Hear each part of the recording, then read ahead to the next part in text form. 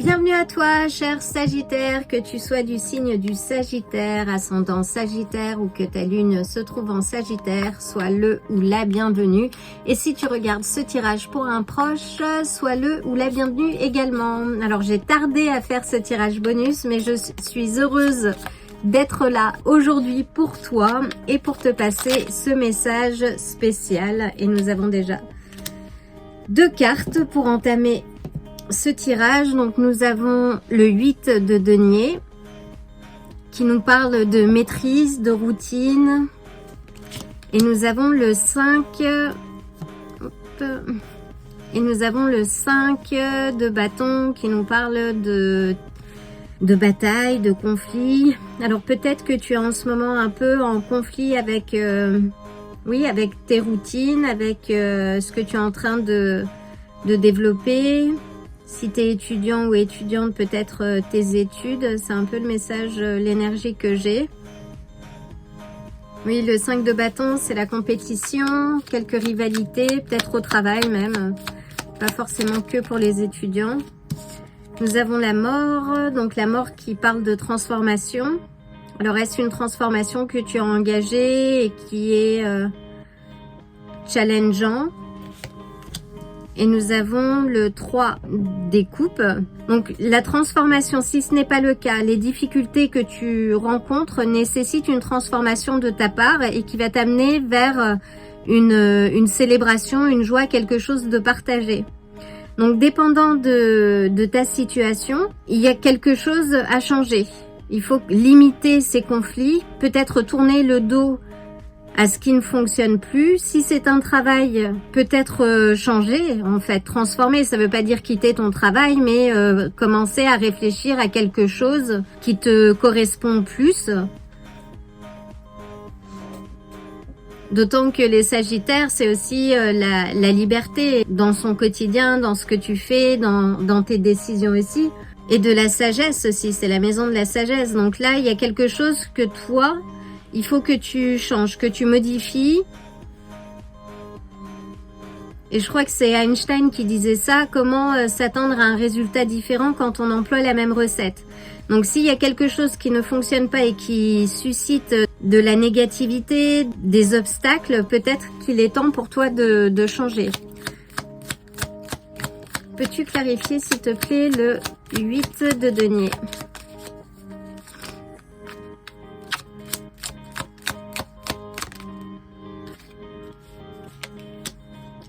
Avec le 8 de denier, on a le pape qui nous parle de structure, de conformisme aussi. Mais c'est aussi penser à l'intérieur d'un schéma en fait. Là, il t'est peut-être demandé de penser en dehors de la boîte, quoi. De ce schéma, de faire preuve d'innovation, chose que tu sais bien faire, Sagittaire.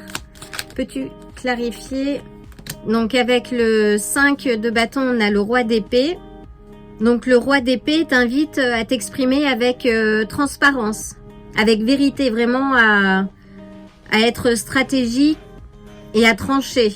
Et à te détacher de ces conflits aussi.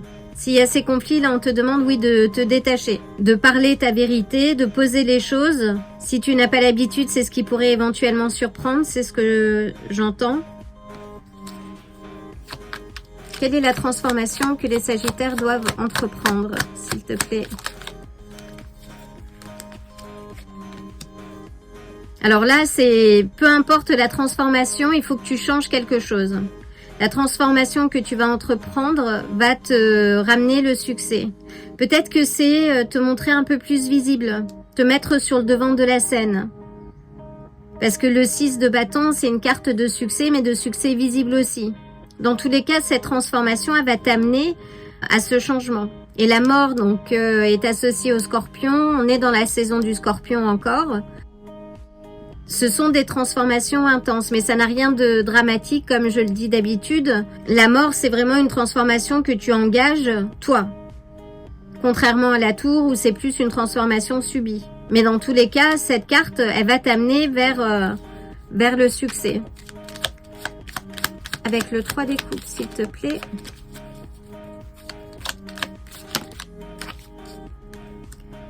Oui, avec le 3 des coupes, on te dit oui de trouver aussi une certaine forme de joie en toi. Que tu n'as pas besoin d'éléments extérieurs pour être heureux. De prendre le temps de te déconnecter aussi pour voir les choses essentielles qui se passent autour de toi et ne pas passer à côté d'une opportunité. Là, il y a une opportunité qui va t'être offerte. Alors, fais bien attention aux synchronicités. Et on a la roue de la fortune. On a également le 2 de denier. Donc, avec la roue de la fortune, c'est un peu le cycle de vie. Les célébrations, la joie qui va arriver dans ta vie, c'est quelque chose que tu mérites, pour lequel tu as travaillé. Mais pour arriver à cette carte et à ce que le karma, la fortune tourne en ta faveur, il faut que tu engages une transformation. Et tu sais très bien ce que c'est. Il faut juste que tu regardes à l'intérieur de toi. Et on te dit de bien prioriser tes ressources, que ce soit ton temps, ton énergie, ton argent aussi. Parce que tu vas avoir une opportunité professionnelle. Il va y avoir du changement. Ça peut être aussi dans les études, mais avec le valet de denier, on est sur un changement qui va arriver. Ou une prise de conscience en tout cas.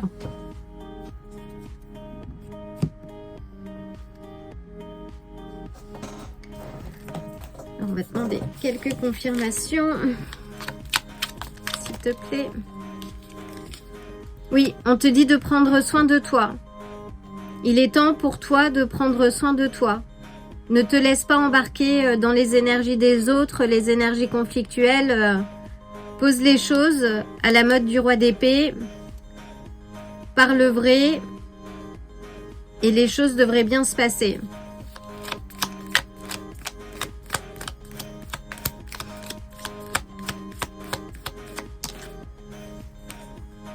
On a le magicien. Waouh.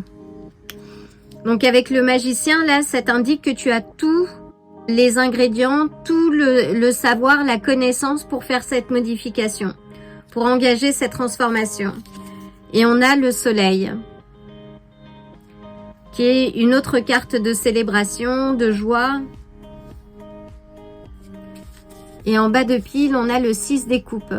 Donc là, avec Mercure en rétrograde, si c'est quelque chose du passé qui refait surface et sur lequel tu avais peut-être travaillé, donc ne perds pas ton temps à colmater le passé, avance. Règle ce qui est à régler et avance. Reste juste et droit et avance. Waouh, magnifique. Donc avec le pape, on a les taureaux. Avec le magicien, le battleur, on a les gémeaux. D'ailleurs, c'est la planète Mercure qui est en rétrograde. Là, on te dit de conserver ta joie, ton optimisme aussi. Même si les choses semblent un petit peu plus au ralenti, pose une action, avance. Parce que le succès est là. Avec les scorpions, avec la mort, on a les scorpions. Avec le soleil, les lions. Et avec la roue de la fortune, c'est toi, les sagittaires. Ce sont les sagittaires.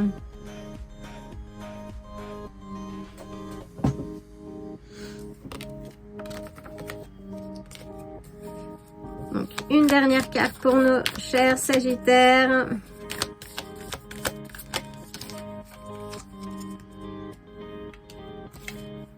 Waouh! Et on a le serpent. Alors, je vais regarder rapidement parce que c'est la première fois que je tire cette carte. Alors, le serpent nous parle de la part féminine, divine. C'est un réveil spirituel aussi.